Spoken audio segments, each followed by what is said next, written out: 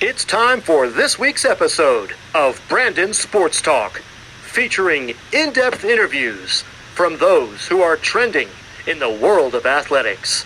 And now, here's the host of Brandon Sports Talk, Brandon Payne.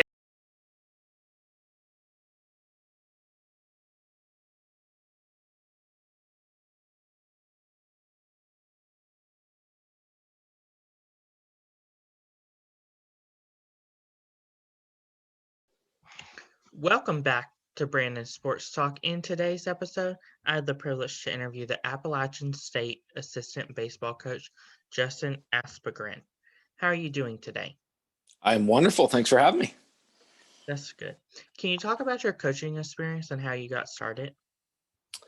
I got started coaching in junior college baseball. I was a pitching coach at Santa Barabra City College for 8 years. I played there for 2 years, finished my career at Santa Barbara, at UC Santa Barbara, and then went back and coached at the junior college. I was there for 8 years. I had 3 different head coaches while I was there. So kind of a neat opportunity to learn underneath 3 different styles, 3 different personalities, see how they all worked. We had a lot of success. While I was out there too, I kind of did the summer ball circuit for a little while. I spent 2 summers in the Cape with the Brewster Whitecaps. I spent 2 summers in the Valley League. Took a year off from summer ball, and then coached for 2 summers with the Santa Barbara Foresters. And actually the Foresters job is the one that kind of led me to Appalachian State. The man that runs the Santa Barbara Foresters, Bill Pintard, was pretty close with the head coach at Appalachian State at the time. And a couple phone calls led me to App State. So moved from the beach to the mountains. That's pretty cool. Can you talk about your time at Santa Barbara City as a player and as a coach? Yeah, as a player, it was kind of my first entry into how hard I don't know. It might sound a little bad, but it was kind of that first time when you understand how much goes into a baseball season, from both sides of it, the morning lifting and these long afternoon practices. And because that was back in the day in California when we would play a 40-game fall. So you're looking at going 6 or 7 days a week on the field versus your, Monday through Friday high school setup. And I had a great experience in high school baseball. I had wonderful coaches. But to just see everything that goes into it around the clock, how much time it takes, that was kind of that experience as a player. I had a wonderful head coach, Teddy Worker. Then our assistants had, amazing backgrounds. They've done awesome things. One of our coaches played at LSU and he was on back-to-back national championship teams. So you have that awesome experience. My pitching coach was Matt Hobbs, who's now at the University of Arkansas. So I got pretty lucky in regards to the playing experience there. And then when I coached, I started coaching with Teddy Worker, who's an assistant coach at Cal Poly San Luis Obispo now. So I got to work for a guy that I played for. And just in that period of time in between, it was really cool to see how he changed. He was a lot different being on the playing side of the baseball. But I had 3 head coaches there. The experience was amazing. Then I coached with Teddy for 3 years. Ryan Thompson for 1 year. He ended up getting a job in professional baseball after that season. We had a great year together. And then I worked with Jeff Walker for 4 years, who's still there. So kind of getting to see how different guys do things differently. Teddy was extremely high energy. So getting to see that side of a leader. And then Ryan was really demanding. It was really simple, but it was kind of a perfectionist attitude. And then, Jeff was extremely detailed. The playbook was enormous, but I mean, I felt like I was playing catch up for a year just to kind of get on that same level. So getting to see everyone do everything in a different way, it was a fantastic experience. Did you find trouble in your first year as a coach transitioning from being a player to now a coach? To be honest, I really didn't. Now, obviously, I'm sure my voice has developed over the course of going on 14 years now. I always kind of knew I wanted to coach. I didn't know that I was going to end up doing it for a living. So I don't think that transition was particularly difficult. I thought the thing that was a little bit difficult is that I end up coaching a player that I played with.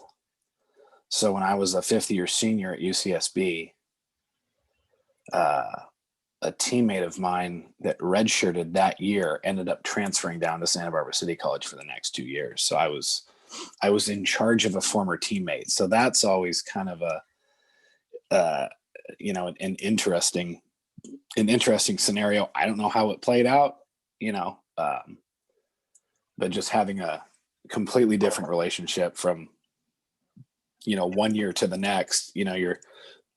You're hanging out as teammates, and then all of a sudden I'm trying to teach them how to throw a slider, or whatever it is, and I'm in charge of them. So that was it was an interesting experience, but I don't think I really had any difficulty with the transition. Can you talk about your time at Cape Cod? Yeah, I mean, I always kind of joke about my time in the Cape because, to be quite honest, I wouldn't even say it's hard to say how much you even coach out there just because everyone's so good. I mean, I think I was in my 2 years there, I think in total we finished something like 2 or 3 games over 500. And in 2 years we had north of 25 future big leaguers on our team. So, I mean, I would say that I always kind of joked I was more of a stopwatch and a pitch counter out there. The guys are so good on every team. The player pool is ridiculous. So like once the game starts, you're kind of more of a fan than a coach. There's not anything to monitor other than, making sure that you don't overreach somebody during the summer. But I mean, the experience was wonderful. I'm still in touch with my host family. And I got to hang out in the bullpen with guys that ended up pitching on television. I mean, the players are so good. There's a funny story. So we had two players on our team that were on temp contracts, and we ended up having to get rid of them for the summer. So we ended up cutting both of these guys, and they went to different summer leagues, but they were on temp contracts. And then fast forward like 3 or 4 years, and I'm watching Sunday Night Baseball, and they're pitching and catching to each other. So guys that we got rid of on our team are a battery, on the ESPN feature game. So just the players are ridiculous. So being exposed to such a high level of talent and getting to maybe experiment with a little thing here or there with somebody that wanted to do it, it was really special. That's pretty cool. What was your Yeah. time like at Valley Baseball League? The Valley was great because I was a head coach. So it was kind of my first opportunity to, just from a baseball side, for 10 weeks to get to kind of run my own show. And I think that's one of the biggest attractions of why people want to be a head coach, is you get to be the pulse of your organization. So to be able to talk to a team a certain way, to try and get a team to play a certain way, in summer ball, to be quite honest, to try and get, 27 guys or 28 guys to want to stay for 10 weeks. Retention's a big roadblock in summer ball. So that experience, my host families were wonderful. The organization that I worked with, the Haymarket Senators, everyone around it was like could not have been more open, helpful. But that was probably, I don't know. I would say, especially my second summer there, like, I don't know if I've had more fun during the summer circuit. I had awesome players. I'm still in touch with a bunch of them. They were really together. I mean, it was weird to see a team in the beginning of August that's sad when a summer ball season ends. Like, they were legitimately broken up because they couldn't be with their boys anymore. Hopefully I think they had a pretty good experience with that one. But yeah, it was wonderful in Haymarket. That's pretty cool. What was it like transitioning to App State as the assistant baseball coach? It kind of forced me to combine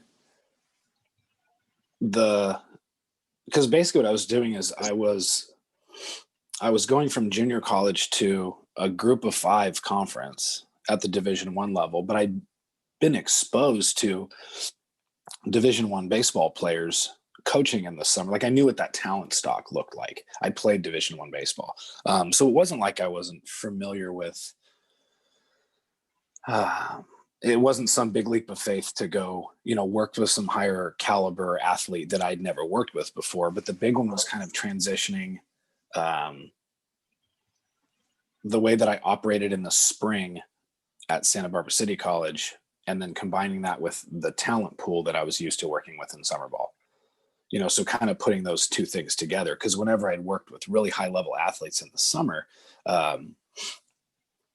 I kind of looked at summer ball like I was there to make you healthier. I was there to make you better.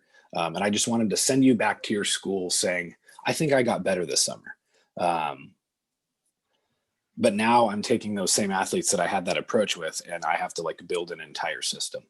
So I have to kind of treat it like I did with my other guys. So the transition to App State, I think the biggest transition was moving from Southern California to Western North Carolina.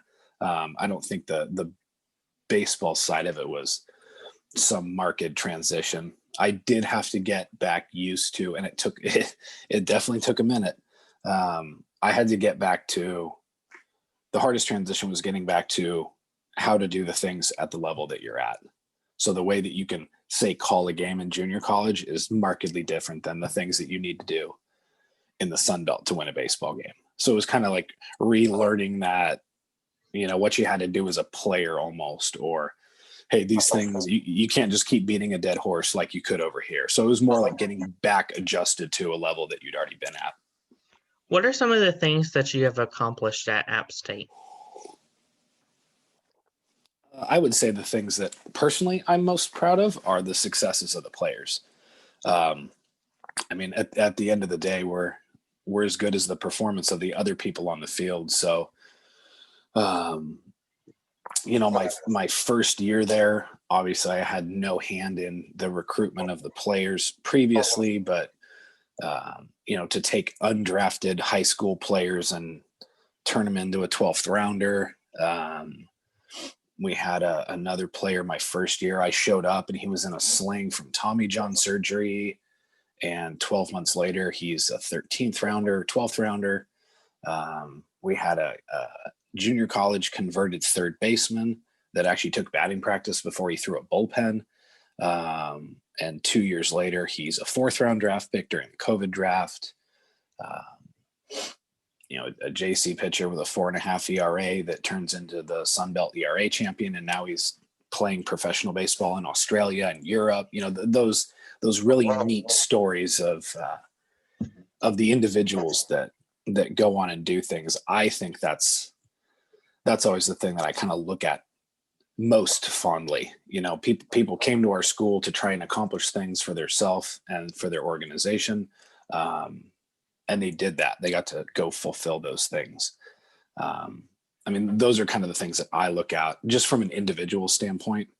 You end up getting really proud of those guys that get to go do those things. What is it like coaching the pitchers at App State? It's really fun. Really fun. Getting to teach guys how try and throw the ball really hard and throw sliders for a living is pretty awesome. It's a lot of work. It's hard. I spend I have, like, this fall, for example, I had 23 pitchers, so I had 23 throwing programs. It gets a lot of work. It's difficult. Try and stay organized, try and stay detailed. But I think, to answer that question, what does it look like to coach the pitchers at App State?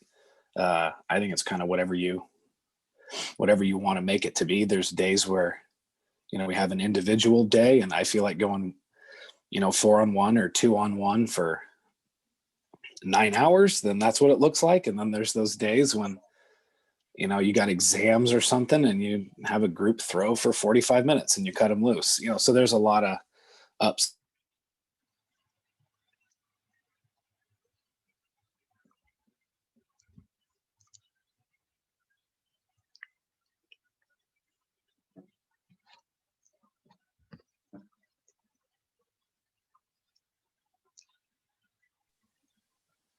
Can you talk about what the recruitment process is like at Appalachian State? Yeah. I think, just kind of like probably anyone would say, the biggest starting point is that kind of constant search for talent. We tend to have a pretty, we don't normally have a really, really big grocery list. We don't over recruit. So, we keep very tight rosters in the fall. So kind of our recruitment process a lot of times depends on, I would say, the class of the athlete that we're kind of going after, how we pursue them.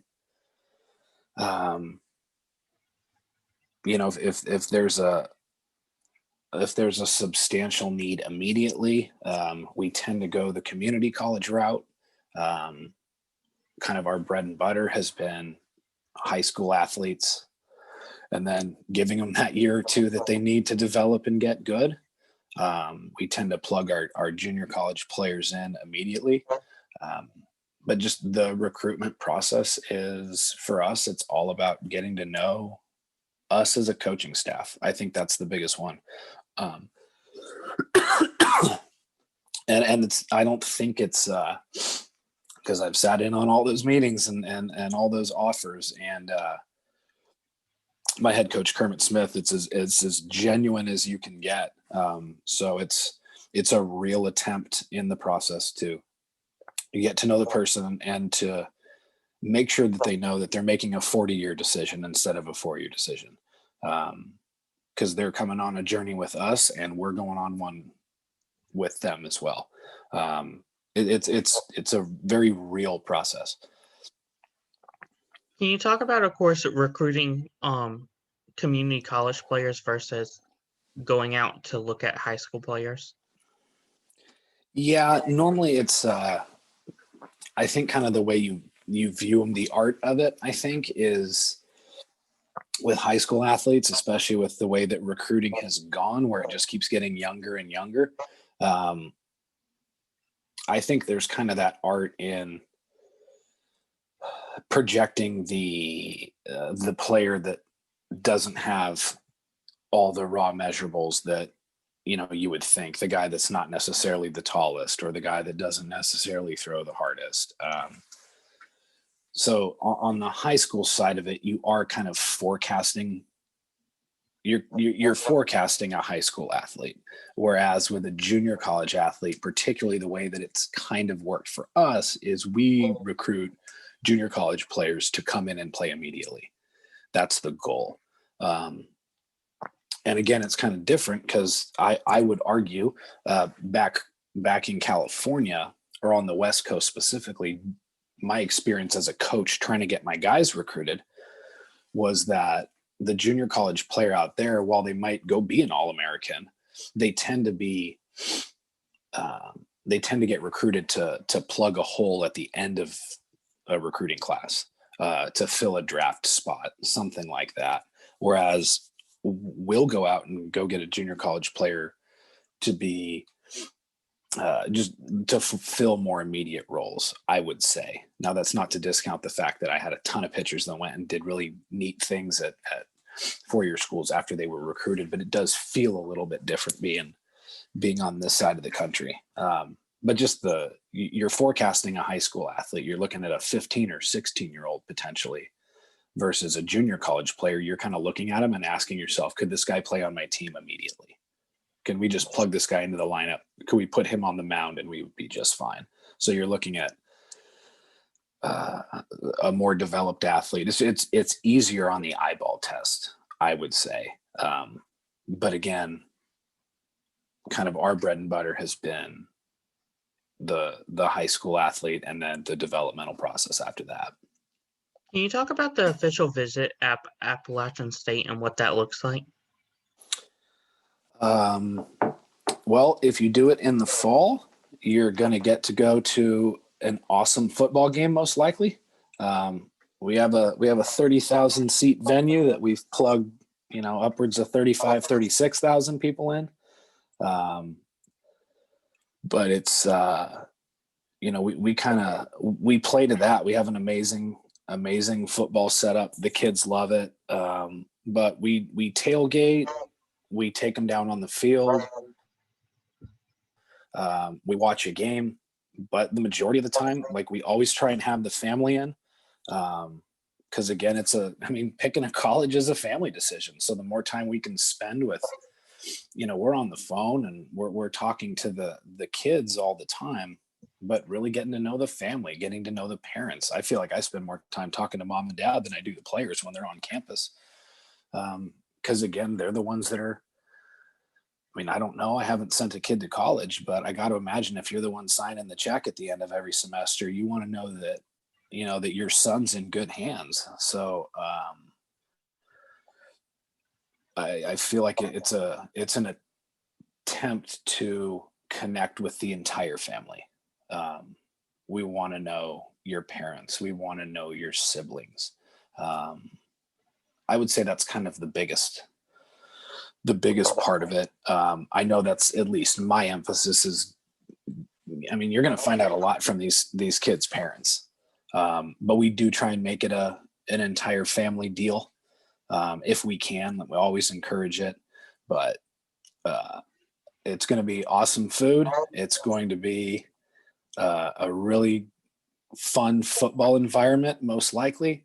And then afterwards, you kind of have to get to the nitty gritty, and you have to talk about scholarship dollars, and you have to talk about, roles and where you fit in. You got to do the baseball stuff, and then you're probably looking at some more really good food.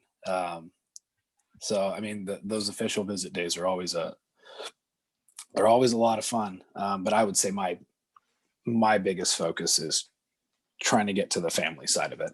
Because if we want you as an athlete, the biggest thing that starts that whole process is you're good at baseball. But it's not something that you forget that, again, it is a family decision. Because if you really want a player and you think he's good and you think he's high character, a parent is still going to want what's best for their kid.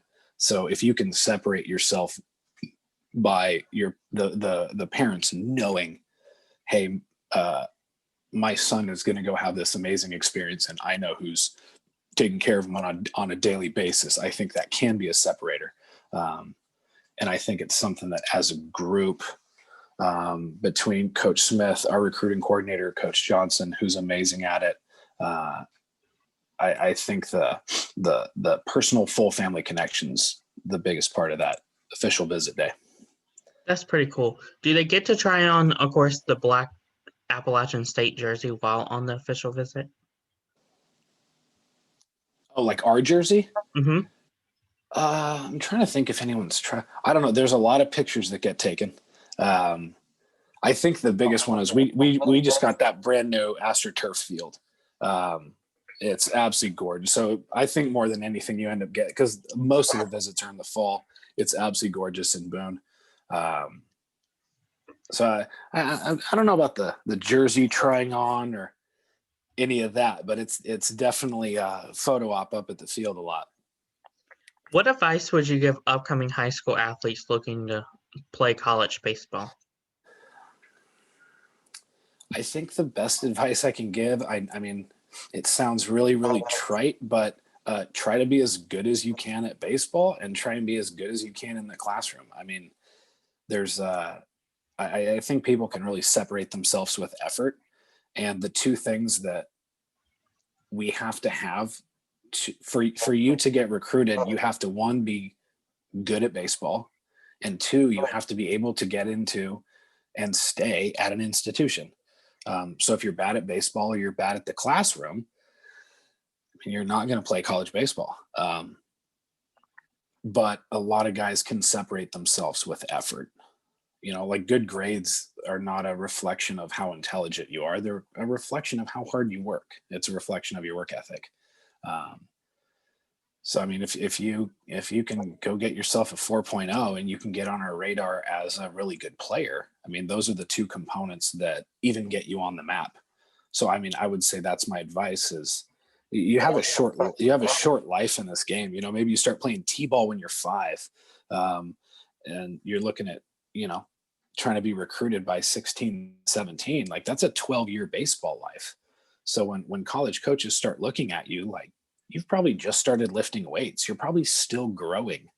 You know, that baseball life is short. So if you don't kind of pour it in for that little time, you know, you're hanging on to a 2.0 in high school and you don't really do anything in the off season, you're kind of asking for trouble. So I mean, I think the biggest piece is put in the effort on the initial things that even get you on the map. What advice would you give upcoming college players looking to make it into the professional? Be yourself. I think that's the biggest one. Because I think when you get into coaching, you do one of two things, and you do them to an extreme. You either, generally speaking, I think you either coach the way that you were coached, or you do the exact opposite. So if you had a bad experience as a player, you do everything opposite of that bad experience. And if you had a good one, you just end up vomiting back up all of the things that you got taught. And neither of them is wrong. But I think you kind of have to let your own voice take over, because at the end of the day, you can't run someone else's system. So being able to, I think just being able to allow yourself to do the things that you believe in is really important. The second piece of advice I would give somebody looking to get into coaching, especially from the player side of it, on the technical end, is just be a baseball generalist. Like I pitched in college, but I think I had really, really, really good coaches. And luckily I had good mentors when I got into it, where I was involved in more parts of the game. I spent time coaching third base. Like I spent time with the infielders, you know, working on picks and defensive stuff. It's really like, I like listening to hitting guys talk because I'm trying to beat them. And I think that, you know, hitting guys should want to listen to pitching guys because we're the ones with the ball trying to beat you. But being like more of a baseball generalist, like learn everything about the game. Like you should know how to teach somebody how to lead off of second base if you're a pitching coach. Like, why not? You know, just take in as much as you can, because it kind of advances your thought a little bit. And I think right now in kind of this day and age, I think you're seeing everything get smaller and smaller and smaller and smaller. Like there's not even hitting coaches anymore. They're swing instructors, you know, whatever it is. Like they've taken a part of the game, a very small part of the game, and broken it down in every which way. But they can't identify the difference between a curveball and a slider. You know, like it feels like it's getting smaller and more specialized. So be yourself and be a generalist. That's wonderful advice. Where can my listeners find you at on social media along with Appalachian State Baseball app? Twitter's your best one. My Twitter handle is Justin Aspo, JustinAspo. That way no one has to mispronounce my name. Just cut off all the letters and add the O. And then the App State baseball Twitter as well. That'd be the best place. You'll see cool videos of the facility and all the uniform challenges that are going on. And yeah, Twitter's going to be your best bet. Thank you again, Coach Justin, for your interview, and best of luck in this upcoming season with Appalachian State. I really appreciate it. You can find Brandon Sports Talk on Facebook at Brandon Sports Talk, Instagram at Brandon Sports Talk, Twitter at Talk_Brandon, and you can find me on YouTube at Brandon Sports Talk. Don't forget to like, comment, and subscribe. Thank you again, Coach Justin, for your interview, and best of luck. Appreciate it. You've been watching Brandon Sports Talk. Please feel free to like, share, and subscribe to Brandon Sports Talk on social media and on YouTube.